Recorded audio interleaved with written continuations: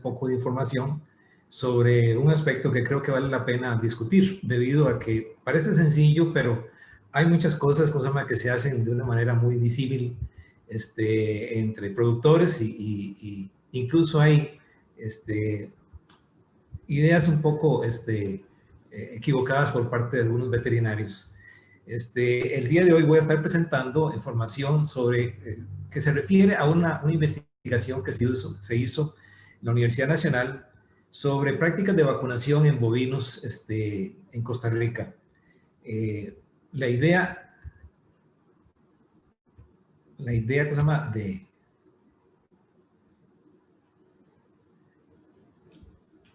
¿Cómo se hace para pasar esto? Mira, no me pasa la...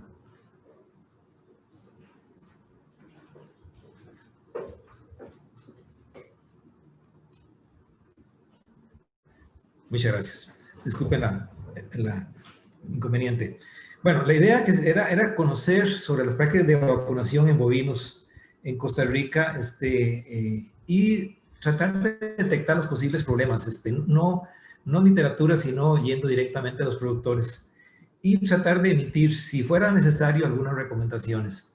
Y para eso creo que hay que empezar sobre todo algunos aspectos básicos de vacunación. Para que haya una vacunación exitosa tienen que haber ciertos factores y aquí no voy a extenderme mucho porque la idea es dejar espacio para discutir posteriormente, pero digamos uno de los factores más importantes es el factor vacuna. La vacuna es un instrumento y la vacuna tiene varios factores esenciales. Uno de ellos, hay varios tipos de vacuna y hay que seleccionar el tipo de vacuna apropiado. Generalmente, bueno, lo más frecuentes son la viva, la muerta y las vectoriales. Y con respecto a la vacuna, también hay aspectos sumamente importantes con respecto a ella, sobre todo la eficacia. No son iguales todas las vacunas. Hay otro factor, por supuesto, que es el factor huésped. Y cuanto a esto, hay algunas situaciones muy importantes y sobre todo para el sector lechero es un factor que va a afectar de manera importante es el bloqueo que ejerce la inmunidad de origen materno. Por lo tanto, esta es una cuestión que tiene que tomarse en cuenta a la hora de iniciar vacunación. Otro factor importantísimo también es el factor humano. Cómo se manejan las vacunas, de qué manera se almacenan, y sobre todo asegurarse que no vayan a estar, hayan expirado. La vacunación parece un procedimiento demasiado sencillo que cualquiera es cargar una jeringa e inyectar, pero vean ustedes la información. En Estados Unidos, más o menos el 70% de las vacunaciones de bovinos no se realizan apropiadamente. Y eso suena muy curioso, siendo que se haya descuidado esto tan considerablemente. Sobre todo porque la vacunación es el procedimiento médico que mayor retorno económico ofrece por inversión, siempre y cuando se haga apropiadamente. Bueno, pero las vacunas, hay vacunas para muchas especies. Vamos a hablar hoy de bovinos y hay una cuestión muy importante. Las vacunas en bovinos posiblemente no son de las mejores en especies animales. Más o menos se considera que un 60-75% de protección que ejercen las vacunas es considerado aceptable. Lo que sí es cierto es que la vacunación no es sustituto de las buenas prácticas de higiene. Y por supuesto la alta contaminación en el medio ambiente va a sobrepasar inevitablemente la capacidad de la vacuna para ejercer su capacidad protectora. Hay un asunto muy importante con respecto a esto. Es muy difícil irse a la literatura internacional y ver con qué vacunan en otro lado para vacunar acá. Simplemente no se puede. Por la sencilla razón de que hay condiciones ecológicas, hay condiciones sociales, hay condiciones infecciosas que hacen que las necesidades pueden variar considerablemente. Aquí enfrente tienen ustedes un programa que es de una universidad del norte de Estados Unidos y que las divide esencialmente en dos, en recomendadas y opcionales. Pero hay un asunto importante. Hay muy pocas recomendaciones generales en bovinos. Tal vez en Costa Rica la única recomendación general es se debe vacunar las terneras con brucela abortos, contra brucela abortos y también contra anticlostridiales. De en adelante todo tiene que ser analizado. Bueno, miren, y hablando de calidad de vacunas, hablando de su capacidad protectora, hay una enorme diferencia en cuanto a la capacidad de protección dependiendo de la vacuna que tengamos. Aquí tienen ustedes un cuadro donde aparece en primer renglón duración de la inmunidad. Y arriba en un círculo rojo las dos, las vivas y las muertas. Y la duración de la inmunidad es francamente mucho más prolongada en el caso de la vacuna viva. La muerta es más corta. La protección es bastante mejor en términos generales la vacuna viva. La muerta es más corta.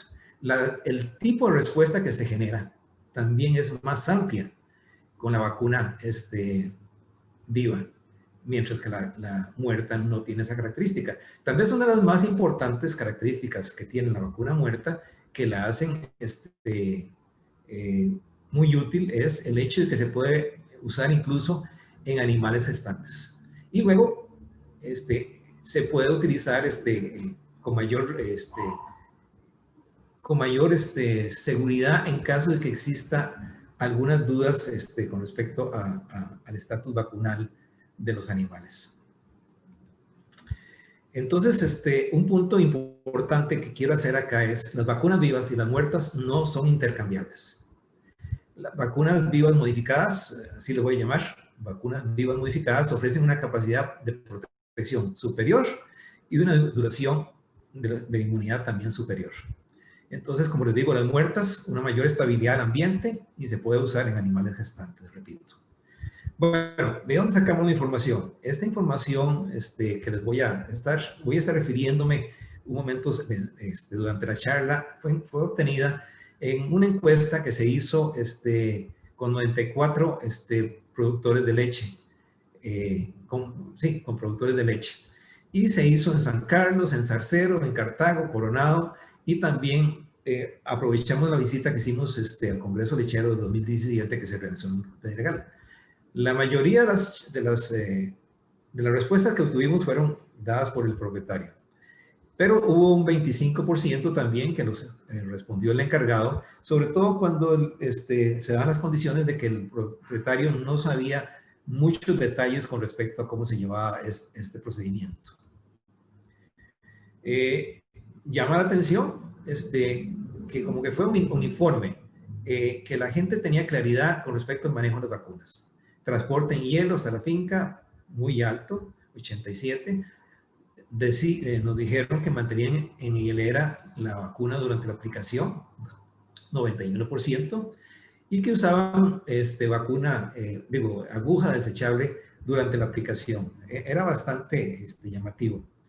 Otra pregunta que hicimos es, ¿almacena productos veterinarios y vacunas en sitio exclusivo? O sea, que una refri que estuviera exclusivamente dedicado a eso. Y otra pregunta más, ¿guarda sobrantes de vacuna por 1 o más días posterior al uso? O sea, esto no es tan extraño, sobre todo que en estos tiempos que mucha gente le preocupa que necesita vacunar 15 animales y el frasco es de 25. Entonces, existe la tentación. Y esto definitivamente no está recomendado guardar sobrantes de vacuna. Pues, si es necesario, se puede hablar posteriormente al respecto. Aquí pongo un asterisco en ambos puntos porque, si bien es cierto, las prácticas de manejo con respecto a almacenaje de las vacunas y su uso posterior a que la hayan abierto, aparecían muy positivas. Cuando visitamos las fincas, algunas personas que también trabajaban ahí nos dijeron que sí se guardaban las vacunas y también que abriendo la refri pues se veía nada más, no solamente las vacunas, sino también un refresco y a veces hasta alguna comida dentro de las vacunas. Entonces había una cierta inconsistencia, pero lo que sí es cierto es que la gente sí sabe cómo se manejan las vacunas para asegurarse que estén en mejor condición. Hay un asunto importante también, que es el inicio de la vacunación. Quiero decir, antes de mostrar los datos que obtuvimos, que en este caso hay un asunto muy importante con respecto al inicio. Este va a estar determinado sobre todo porque el calostro inhibe la respuesta a la vacuna, sobre todo durante los 3 primeros meses de edad. Y si ustedes quieren obtener un alto grado de respuesta inmunológica, el momento apropiado es la madurez inmunológica. Esto hay que tomarlo en cuenta a la hora de realizar las vacunaciones. Ahorita, después voy a hacer referencia al mismo asunto. Estos son los resultados que obtuvimos. Nos dimos cuenta de que en las 94 fincas que logramos encuestar, si bien es cierto, les decía que 3 meses es como el límite inferior donde se puede iniciar la vacunación, había en algunos casos productores que iniciaban a los 15 días y otros que llegaban hasta los 12 meses, o sea, desde muy temprano hasta demasiado tarde. Aquí están los datos, a los 2 meses más o menos un 10% de los encuestados, a los 3 meses el 67% y a los 4 meses un 10%. Aquí a la derecha pongo por inhibir. Vean ustedes, lo que quiero aquí enfatizar es que por lo menos en un porcentaje relevante de 10 o posiblemente cerca del 15, muchas de las vacunas que se utilizaban posiblemente iban a ser totalmente inhibidas en cuanto a su capacidad para inducir inmunidad debido a la presencia de inmunidad de origen materno. A los 3 meses hay cierta inhibición y a los 4 meses la mayor parte de los animales ya no tienen ese tipo de inhibición por parte del calostro materno. Lo que sí es cierto es que no existe un beneficio si gran mayoría de las terneras no pueden responder. Entonces, la vacunación muy temprana tiene un enorme problema porque termina el productor con la idea que están vacunadas cuando en el fondo simplemente desperdiciaron su vacuna. Cuando he hablado otras veces sobre el asunto, esto como que llama la atención porque se escuchan otras cosas en la calle. Aquí pongo frente a ustedes un comentario de Víctor Cortese. Víctor Cortese es un inmunólogo en bovinos, de posiblemente una de las compañías más grandes farmacéuticas que producen biológicos para veterinaria. Y dijo, antes de los 5 meses, las respuestas a vacunación son, en general, débiles, lentas y fáciles de sobrepasar por una infección. Entonces, yo creo que esto hay que tomarlo muy en cuenta. Bueno, ahorita voy a hablar sobre algunas enfermedades que también hicimos la pregunta a ver si estaban vacunando. Les decía yo que brucelosis definitivamente es una infección contra la cual hay que asegurarse que estén vacunadas las terneras. Y en este caso, el 100% de las personas, bueno, todas ellas están asociadas con entregaban leche en algún sitio y todos les exigían que estuvieran vacunadas. Las vacunas, hay 2 vacunas importantes. Una de ellas es RB51, que protege más o menos el 60-65. Le digo, esto está dentro del rango de las vacunas de uso en bovinos. Y tiene una importante característica, permite revacunación. Si fuera necesario, se puede revacunar. Y la cepa 19, que protege entre el 65 y el 70% de los animales. Estos datos de la cepa 19 son más viejos que los de la cepa RB51. Estos datos fueron recolectados con la cepa, con la dosis completa. Es posible que eso fuera un poquito menor. Lo que sí es cierto es que la revacunación definitivamente no se recomienda con la cepa 19. Ambas vacunas son protectoras, aunque se han dicho y sé de cosas más de gente que está interesado en el asunto, charlistas, la información internacional lo dice claramente, ambas vacunas son protectoras. Y la vacunación, esto es importante, se recomienda en general en un rango de edad de 3 a 9 meses. Quiero hacer énfasis en esta cuestión que puse en oscuro. Lo óptimo es de 5 o más meses de edad. Y estos datos indican que antes de los 4 a 3 meses, algunos animales no van a responder. Entonces, es importante tratar de dejar como una norma, como una costumbre, que las terneras se van a vacunar entre los 5 y 8 meses óptimamente. Antes de eso no es conveniente. Estos datos, esta información de más de 5 meses es especialmente, se obtuvo sobre todo con terneras de origen de Jersey, pero también hay, esa información aparentemente es válida para otras razas. Con respecto a las mismas vacunas de brucelosis, la cepa 19 era más barata. Y eso es importante, pero la RB51 permite vacunaciones más limpias. Bueno, les decía que otra de las vacunaciones más importantes y de uso muy generalizado es la clostridiales. Esta también se utiliza muy ampliamente. La gente como que tiene claridad en eso, 93% de los productores. Y se aplica semestralmente hasta los 24 o 36 meses de edad. ¿Esto por qué? Porque en ese momento de la vida del animal es cuando ellos son especialmente susceptibles. Después, la susceptibilidad disminuye considerablemente, sobre todo para los más importantes, chaboy, el que causa pierna negra, y el edema maligno, el Clostridium séptico. La septicemia hemorrágica se mencionó, pero no voy a hablar mayormente de ella porque no existe en este lado del mundo, aunque es casi costumbre hablar y achacarle algunas muertes a esta enfermedad. Sin embargo, que se demostró hace años que no existe de este lado del mundo. Otra de las enfermedades a las cuales se hizo referencia durante nuestra visita fue el anthrax. Más o menos el 39% de las personas, más o menos el 39% de los 5 estados utilizaban la vacuna del anthrax. Hay un asunto acá. Es interesante su uso porque no ha sido aislado en Costa Rica, ni en humanos ni en animales. Y se debiera haber aislado, sobre todo siendo un organismo que puede ser muy peligroso desde el punto de vista zoonótico. Hay una cuestión también que quiero enfatizar. No hay un síntoma que permita hacer un diagnóstico.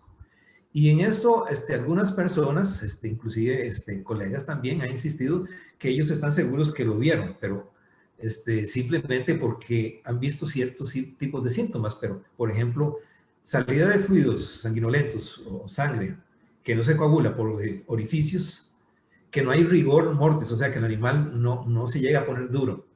Que la muerte súbita, pues puede suceder en muchas otras infecciones, en muchas otras situaciones. Inclusive muerte súbita por perforación del corazón, después de retículo peritonitis traumática. Una intoxicación ofídica puede darse. Intoxicación por plomo también puede causar una muerte de un día para otro, de una noche para la mañana. El vaso agrandado, famoso vaso en jalea de frambuesa.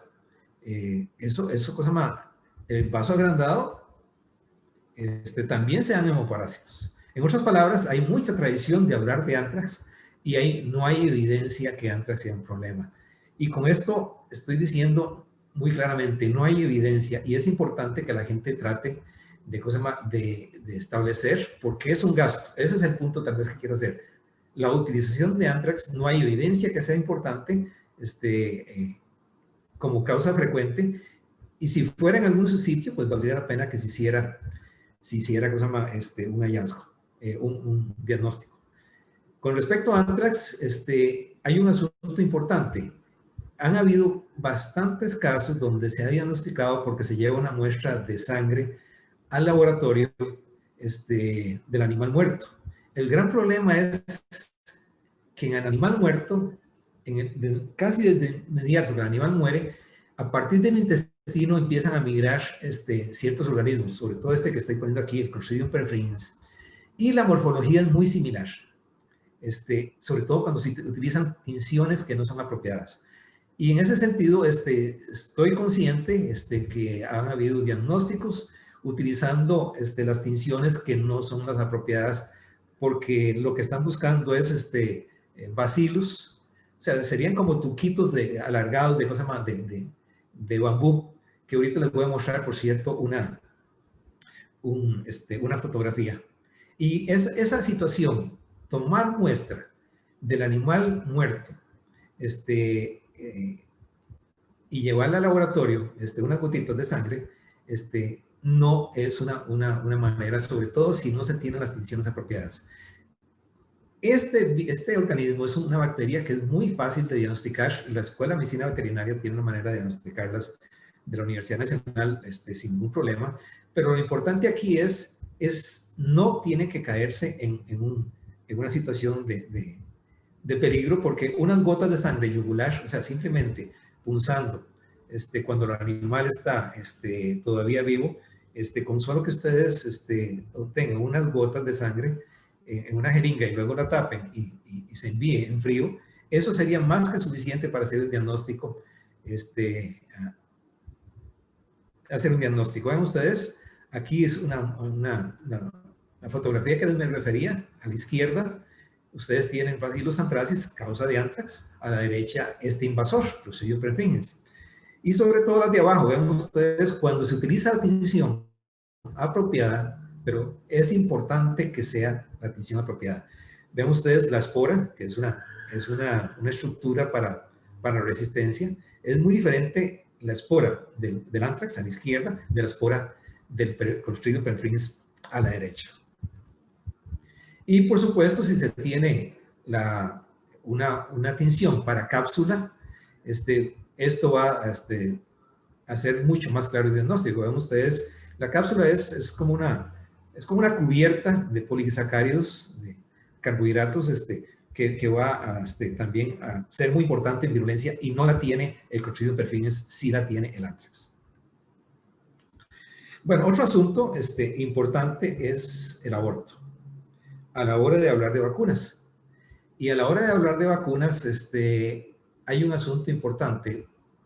Información internacional indica que el 25% o menos de los abortos son por causa infecciosa, y eso hace especialmente difícil también un diagnóstico.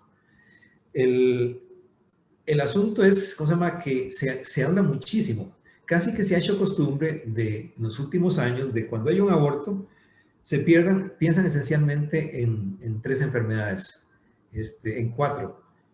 Diarrea viral bovina, que voy a referirme, rinotraqueitis bovina infecciosa, neospora, y también se piensa en cosa en Brucela. En Brucela ya me referí. De neospora no voy a referir, puesto que no existe vacuna. La que se está utilizando la retiraron del mercado porque mostró que no ofrecía una inmunidad medible, o sea, no estaba establecido qué tanto estaba protegiendo. No se demostró que protegiera, para decirlo más claro. Entonces voy a hablar brevemente de diarrea viral bovina, algunas características, y para después hablar de la vacuna. Bueno, diarrea viral bovina, hay un aspecto muy importante. Diarrea viral bovina es un asunto que se habla mucho en la literatura, y no es tan difícil controlar siempre y cuando se logre detectar cuál es la fuente de infección. Y la fuente de infección en las fincas generalmente está dado por unos animales que se llaman persistentemente infectados. Son animalitos que adquirieron la infección estando en el útero, y luego, porque adquirieron la infección tan temprano, llegan a pensar que el virus es parte de ellos. Entonces, ellos nunca eliminan el virus. Lo que es peor es que si logran sobrevivir al nacer, ellos siguen diseminando en grandes cantidades el virus en el ambiente, y ellos es la fuente que permite que la infección se mantenga en las fincas. Lo que sí es cierto es, ninguna vacuna puede limpiar un acto, ninguna, mientras permanezca un animal que sea persistentemente infectado. Esos animales deben eliminarse. Y la otra es la rinotraqueitis bovina infecciosa. En este caso, también como el anterior, puede causar trastornos reproductivos e inmunosupresión. Y esto implica, al igual que el diarrea viral bovina, puede causar infecciones oportunistas. Lo que sí es cierto que, a diferencia del anterior, animales infectados se mantienen positivos el resto de su vida. Es un virus similar a los herpes, que nosotros, es un herpes de hecho, que nosotros podemos sufrir, y una vez que nos infectamos, que de hecho en humanos se adquiere muy temprano en la vida, se mantienen con nosotros el resto de nuestra vida y tienen manifestaciones muy características. ¿Por qué estoy enfatizando estas dos enfermedades? Porque se habla demasiado de ellas, y ellas también tienen la capacidad de establecer un balance, en el sentido de que una vez que se infectan la mayor parte de los animales, ellos van a desarrollar algún grado de inmunidad, y muchas veces ellos no, una vez que establecen inmunidad, ellos no van a volver a sufrir la infección. El problema es los reemplazos. Y los reemplazos sí tienen que asegurarse que reciban la vacuna antes de que sean susceptibles. En este caso, ven ustedes acá, nada más para enfatizar el hecho que son infecciones muy frecuentes en Costa Rica. Vean ustedes los datos acá, son de Costa Rica, en IBR en Costa Rica, en una de las investigaciones que consulté, más o menos el 48% de los animales son positivos a IBR. Estos son animales asintomáticos, o sea, animales en buen estado de producción y que no se diferenciaban en cuanto a su capacidad productiva de los que eran negativos. Entonces, IBR 48%. Y si ustedes suman los dos tipos, aquí el de diarrea viral bovina, los serotipos de diarrea viral bovina, el 1 y el 2, es más o menos también un porcentaje similar. O sea, son infecciones que son muy frecuentes en Costa Rica. Lo que sí quiero indicar es, vacunas no sirven, vacunas sirven para prevenir la infección. Las vacunas no van a eliminar del animal positivo la infección, ni tampoco mejora la fertilidad. Y esto es una cuestión que voy a enfatizarlo dentro de un ratito también.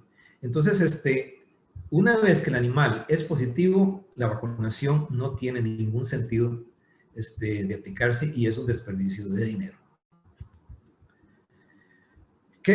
¿Con qué vacuna más o menos? Bueno, estas vacunas generalmente vienen en una múltiple, donde tiene diarrea viral bovina, rinotraqueitis bovina infecciosa, o sea, IBR, ¿cómo se llama? Respiratorio sincitial, y para influenza 3. Y es muy usada. Vean ustedes el 86%.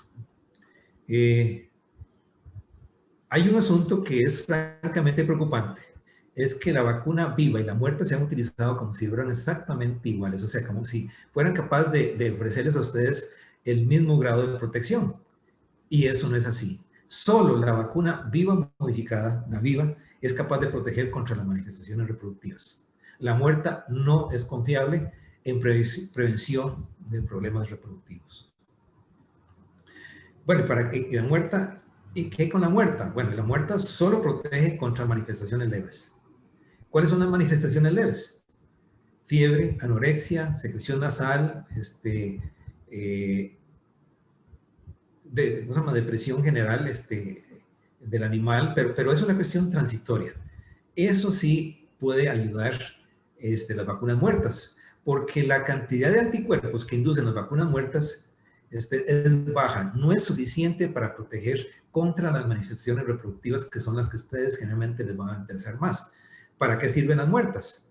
Bueno, miren, revisando la información de una de las grandes casas comerciales, una revisión que publicó la Universidad de Alabama recientemente, indica que podría utilizarse, si fuera necesario, la muerta en el último tercio de gestación, simplemente para asegurarse que las vacas que fueron vacunadas de terneras, se les da una dosis de recuerdo con una vacuna muerta que no es peligrosa, para que los terneros nazcan con bastantes anticuerpos específicos contra estas enfermedades. Hay otro uso, este es más polémico, que sería sobre todo la utilización de la vacuna muerta de vuelta en el último tercio de gestación para ayudar a la reducción de enfermedades respiratorias en terneras, sobre todo los causados por el virus del respiratorio sincitial, los primeros 2 o 3 meses de edad, donde puede causar estragos este virus. Lo que pasa es que en general no se ha logrado obtener una vacuna de alta calidad. Esa misma situación, permíteme hacer aquí un paréntesis, en el mismo caso de una vacuna contra el virus respiratorio sincitial que ocurre en humanos. No hay una buena vacuna, pero si se quiere obtener algún beneficio y utilizar la vacuna muerte, tal vez sería para estas dos cosas que acabo de mencionar. Bueno, y con respecto a esta vacuna, ¿cuándo es que hay que usarla? Bueno, hay que iniciar no cuando vaya a haber un bloqueo de origen materno, sino más tarde, a los 6 o 8 meses, iniciar en ese momento y revacunar 6 meses más tarde, previo al periodo de monta, que es el periodo donde existe la posibilidad de bueno, voy a entrar en contacto con un toro en algunas partes, ¿verdad?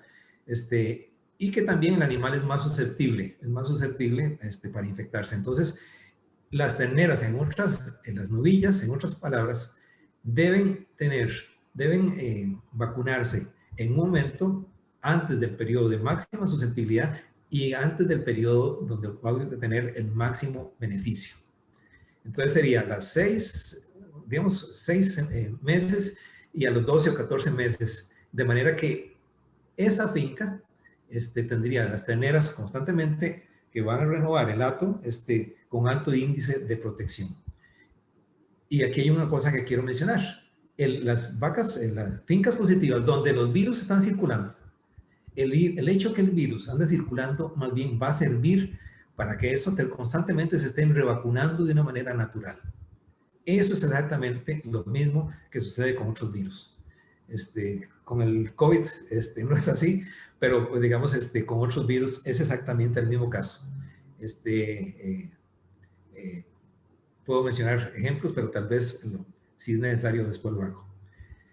Entonces, la revacunación anual es innecesaria en animales positivos a diarrea viral bovina y rinotraqueitis infecciosa. Bueno, y con respecto a revacunación, es una pregunta que hicimos. ¿Cuándo era que vacunaban ellos? Revacunaban. Bueno, un 14% no revacunaba, solo durante el desarrollo utilizaban las vacunas. Pero había un importante porcentaje que sí revacunaba, el 86%. En algunos casos, una vez y en otros casos, 2 veces. Y eso implica un gasto bastante grande, cosa que se debiera analizar y que es un análisis que tiene que hacerse en la finca basado en lo que se obtenga por un análisis sanitario de la finca. Entonces, la revacunación anual en sabana, o sea, a todo el hato, no tiene sentido desde el punto de vista inmunológico ni económico. Bueno, miren, hay una vacuna que existe. Hay una enfermedad importante en bovinos y en humanos, porque es una zoonosis. Es la leptospirosis. Esta no se utilizaba mucho, solo el 36%, pero es causa de aborto. Y es una causa importante en algunas partes. Por ejemplo, en la zona de San Carlos, en la zona de Guapiles, en la zona de Golfito, en la zona sur también, en general. O sea, en zonas lluviosas es especialmente alto. Y así también es en humanos. Lo que sí quiero mencionar es, si bien es cierto que es una enfermedad que debiera considerarse y que muchas veces no se toma muy en cuenta, las vacunas que se ofrecen en Costa Rica muchas veces no reflejan una realidad nacional. Por ejemplo, las vacunas que se ofrecen, muchas de las vacunas que están en el mercado, no ofrecen protección contra Leptospira hebdomadis y Tarazovi.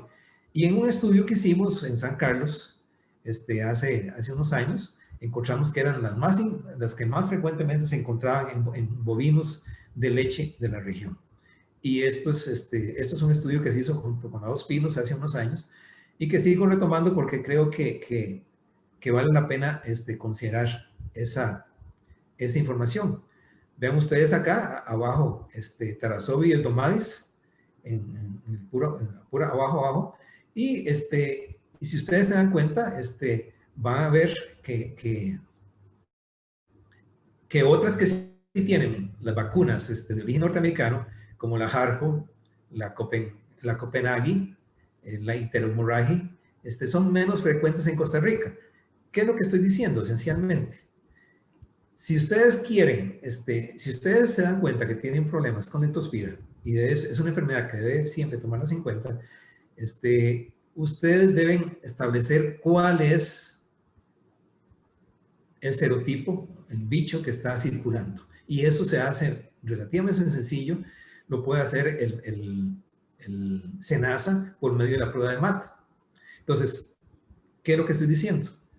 Para que ustedes puedan saber si la vacuna les va a servir, necesariamente tienen que utilizar una prueba de laboratorio. Y si se establece cosa que es de utilidad, la vacuna se utiliza cada 6 meses por 2 años consecutivos en los animales. Y en adultos se vacuna el primer año 2 veces, y es suficiente. Bueno, ya falta poco, pero quiero también mostrar este dato que creo que es muy valioso. En la encuesta establecimos que solamente el 45% de los envíos de las personas, de los productores, enviaban muestras para diagnóstico laboratorial. Y casi siempre, el porcentaje altísimo, lo que mencionaron fue IBR, diarrea viral bovina, leucosis bovina y neosporosis. El asunto aquí es que estas infecciones, como les decía yo, están muy difundidas. Leucosis muy alta, neospora también en algunas partes es muy alta el número de animales positivos. Y yo les mostraba aquí que no es extraño que alrededor del 50 o más por ciento el número de animales positivos hay IBR y diarrea viral bovina. Entonces, si usted recolecta una muestra de suero y lo envía al laboratorio, porque usted tiene problemas de fertilidad y le da positivo, no necesariamente le está diciendo esa es la causa, le está diciendo el animal en algún momento estuvo expuesto a la gente, pero no le está diciendo esa es la causa del problema. Entonces, que hay un problema a veces de recolección de muestras. Si ustedes tienen un problema de tipo reproductivo, necesariamente tienen que usar otro tipo de muestras. Utilizar el feto abortado, las placentas, y ahí la presencia del virus en feto y placentas demuestra que esa es la causa del aborto. Me llama mucho la atención también con respecto al uso laboratorio que ningún encuestado había mencionado clostridiosis, muestras para clostridios, para leptospira, para virus sincitial bovino, para PI3, para Histophilus somni, para anthrax. Sin embargo, son vacunas que con frecuencia, si ustedes se fijan, están incluidas dentro de ustedes aplican. Entonces, hay muchas vacunas que se están utilizando que no reflejan realmente lo que podrían ustedes estar teniendo. En otras palabras, es muy importante el apoyo laboratorial para tomar decisiones.